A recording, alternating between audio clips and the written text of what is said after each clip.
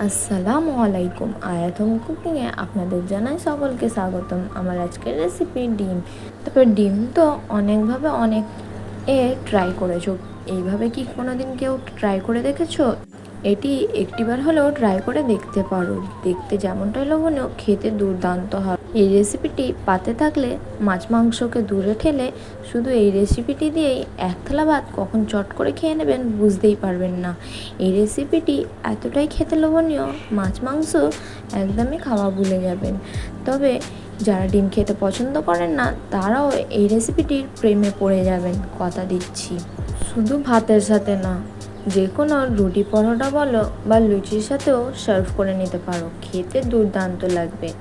তবে দেরি কিসের, ঝটপট বানিয়ে নিন এই ডিমের রেসিপিটি একদম ঘরে থাকা উপকরণ দিয়ে। চলো শুরু করা যাক রেসিপিটি। কিন্তু রেসিপিটি শুরু করার আগে প্রত্যেকবারের মতন অনুরোধ জানাই যে রেসিপিটি ভালো লাগলে লাইক কমেন্ট শেয়ার করে যাবেন, আর যারা আমার চ্যানেলটিকে সাবস্ক্রাইব করে পাশে থাকবেন। এখানে আমি একটি হাঁড়ি নিয়ে নিয়েছি, তার মধ্যে দিয়ে দিয়েছি পানি আর দিয়ে দিচ্ছি 1 টেবিল চামচ পরিমাণ ভিনেগার। এবার ডিমগুলো একে একে দিয়ে আমি সিদ্ধ করে নেব। ভিনেগারটা দেওয়ার কারণে ডিমটা যখন ছাড়াবেন তখন খোসাটা সুন্দরভাবে ছেড়ে আসবে, তাই ভিনেগার দিয়ে সিদ্ধ করে নিলে খুব ভালো হয়। এবার একটি মিক্সি জার নিয়েছি 1 কাপ পরিমাণ পেঁয়াজ বেরেস্তা, নিয়েছি 7 থেকে 8টা কাজু বাদাম আর 2 টেবিল চামচ পরিমাণ টক দই। এবার এটি পানি ছাড়াই সুন্দরভাবে ব্লেন্ড করে নিতে হবে মিহিভাবে। অন্যদিকে আমি একটি কড়া বসিয়ে নিয়েছি, কড়াতে দিয়ে দিয়েছি 3 টেবিল চামচ পরিমাণ তেলটা আমি গরম করে নেব। এবার ডিমগুলো এইভাবে করে আমি হালকা করে লম্বা লম্বা করে কাট লাগিয়ে নিয়েছি। এবার ডিমগুলো দিয়ে আমি সুন্দরভাবে ফ্রাই করে নেব। তবে বেশি ভাজার দরকার নেই, এপিট ওপিট করেই ভেজে নিলে হবে, একদম লাল লাল করে ভাজা যাবে না। এখানে আমার ভাজা হয়ে গেছে, এবার আমি একে একে তুলে নেব ডিমগুলো।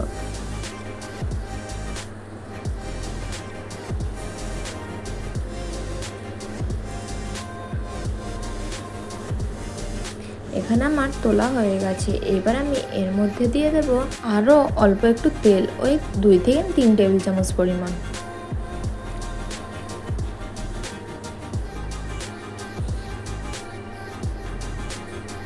এবার তেলটা সুন্দরভাবে গরম হয়ে আসলে দিয়ে দিচ্ছি কিছু গোটা মশলা। এখানে আছে গোলমরিচ হাফ চা চামচ পরিমাণ গোটা জিরে, একটি দারচিনির টুকরো, আর নিয়েছি 3টে লবঙ্গ আর 2টো ছোটো এলাচ।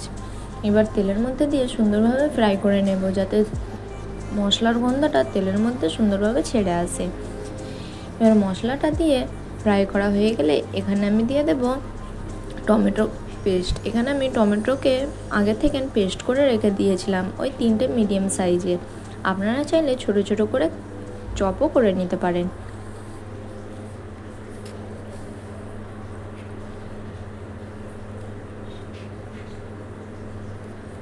এবার টমেটো পেস্টটা দিয়ে সুন্দরভাবে মিক্স করে তেলের মধ্যে ফ্রাই করে নেব। টমেটোটা ততক্ষণ ফ্রাই করতে হবে যতক্ষণ পর্যন্ত না টমেটোর কাঁচা গন্ধটা চলে যায়।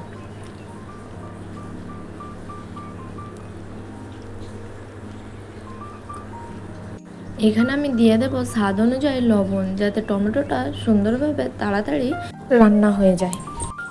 এবার লবণটা দিয়ে গ্যাসের ফ্লেমটা লোতে রেখে অনবরত নাড়তে হবে। টমেটোটা সুন্দরভাবে রান্না হয়ে আসলে দিয়ে দেবো কিছু গুঁড়ো মশলা। এখানে প্রথমে আমি দিয়ে দিচ্ছি হাফ চা চামচ পরিমাণ হলুদ গুঁড়ো, 1 চা চামচ পরিমাণ লাল লঙ্কার গুঁড়ো বা ঝাল লঙ্কার গুঁড়ো, কালারের জন্য দিয়ে দেবো কাশ্মীরি লঙ্কার গুঁড়ো 1 টেবিল চামচ পরিমাণ, 1 চা চামচ পরিমাণ ধনিয়া গুঁড়ো, হাফ চা চামচ পরিমাণ জিরে গুঁড়ো। সুন্দরভাবে মশলাটা কষিয়ে নিতে হবে তেলের মধ্যে দিয়ে। 2 থেকে 3 মিনিট মতন আমি মশলাটাকে সুন্দরভাবে কষিয়ে নেব।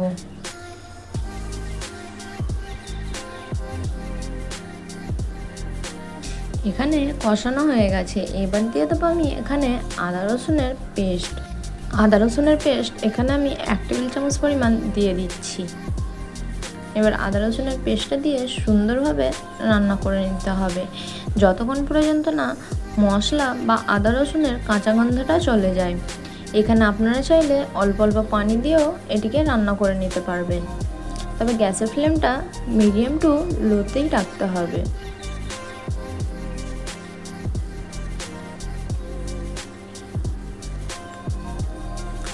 মশলাটা ততক্ষণ পর্যন্ত রান্না করতে হবে যতক্ষণ পর্যন্ত না মশলাটা সুন্দরভাবে ফ্রাই হয়ে তেল ছেড়ে আসে এই মশলাগুলোর মধ্যে।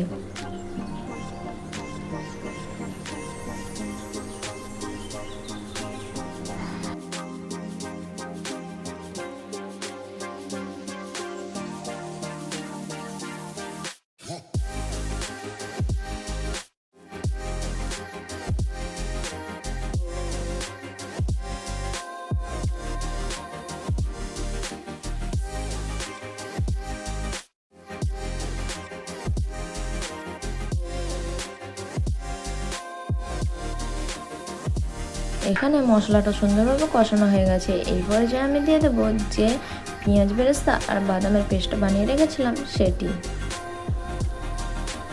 আর অল্প একটু পানি দিয়ে মিক্সি জারটাকে দিয়ে আমি দিয়ে দিচ্ছি এর মধ্যে। এবার সুন্দরভাবে মিক্স করে নিচ্ছি আমি।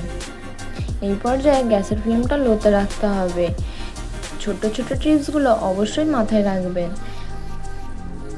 যেহেতু পেস্টটার মধ্যে টক দই ব্যবহার করা হয়েছিল তাই গ্যাসের ফ্লেমটা লোতে রেখেই এই পেস্টটা ব্যবহার করতে হবে, না হলে গ্রেভিটা কেটে যাবে আর দেখতেও ভালো লাগবে না, খেতেও ভালো লাগবে না। সময় নিয়ে একটু কষিয়ে নিতে হবে যতক্ষণ পর্যন্ত না এইভাবে তেল ছেড়ে মশলাগুলো থেকে বা মশলাগুলো সুন্দরভাবে ফ্রাই হয়ে আসে। লো ফ্লেমে এই কাজটি করে নিলে একটু সময় ধরে সুন্দর রান্নাটা হয়ে যাবে। এবার এইভাবে মশলাটা যখন সুন্দরভাবে তেল ছেড়ে আসবে তখন আমি দিয়ে দেবো ডিমগুলো। এখানে আমি সব ডিমটা দিইনি, যে ডিমটা ছেড়ে গেছিলো সেটা আমি আর দিয়ে এর মধ্যে কষাইনি, নাহলে ডিমটা আরও ছেড়ে যাবে, তরকারির মধ্যে মেখে যাবে, ওইটা আমি শেষে দেব। এবার ডিমটা দিয়ে সুন্দরভাবে কষিয়ে নিচ্ছি। কষানো হয়ে গেলে ওপর থেকে দিয়ে দিচ্ছি কিছুটা কাসুরি মেথি, ওই 1 টেবিল চামচ পরিমাণ। এবার দিয়ে দেব কিছুটা ধনেপাতা কুচি, ওই 1 মুঠো মতন ফ্রেশ ধনেপাতা কুচিটা দিয়ে দিচ্ছি। আর দিয়ে দেব কয়েকটা কাঁচা লঙ্কা চিড়ে কাট লাগিয়ে এখানে দিয়ে দিচ্ছি। আর দিয়ে দেবো 1 চা চামচ পরিমাণ দেশি ঘি। দেশি ঘিটা শেষে ব্যবহার করলে দেখবেন এর স্বাদটা অন্যরকম এসে যাবে, খেতে দুর্দান্ত লাগবে। এবার সব কিছু দিয়ে আমি মিক্স করে অল্প একটু পানি দিয়ে ঢাকা দিয়ে এটিকে 4 থেকে 5 মিনিটের জন্য আমি রান্না করে নেব। 4 থেকে 5 মিনিট পর দেখে নিশ্চয়ই বুঝতে পারছেন যে কতটা লোভনীয় আর কতটা সুন্দর হয়েছে। খেতে দুর্দান্ত হবে, যেমনটাই দেখতে লোভনীয় খেতে তেমনটাই দুর্দান্ত হবে। এবার আমি একটি প্লেটের মধ্যে সার্ভ করে দেখিয়ে দিচ্ছি। এটি আপনারা চাইলে যে কোনো রুটি পরোটা বলো বা সাদা ভাতের সাথেও কি ফ্রাইড রাইস পোলাও যে কোনোর সাথে এটি সার্ভ করে নিতে পারো, সবের সাথেই খেতে দুর্দান্ত লাগবে। একটিবার হলেও ট্রাই করে দেখতে পারো। এখানে আমার সার্ভ করা হয়ে গেছে, দেখে নিশ্চয়ই বুঝতে পারছেন যে কতটা লোভনীয় হয়েছে, আর বলার কোনো প্রয়োজনই নয়। রেসিপিটি কেমন লাগলো অবশ্যই জানাতে ভুলবেন না। ভালো লাগলে লাইক কমেন্ট শেয়ার করে যাবেন, আর যারা আমার চ্যানেলে নতুন চ্যানেলটিকে সাবস্ক্রাইব করে পাশে থাকবেন। আল্লাহ হাফেজ, আবার দেখা হচ্ছে নেক্সট রেসিপিতে।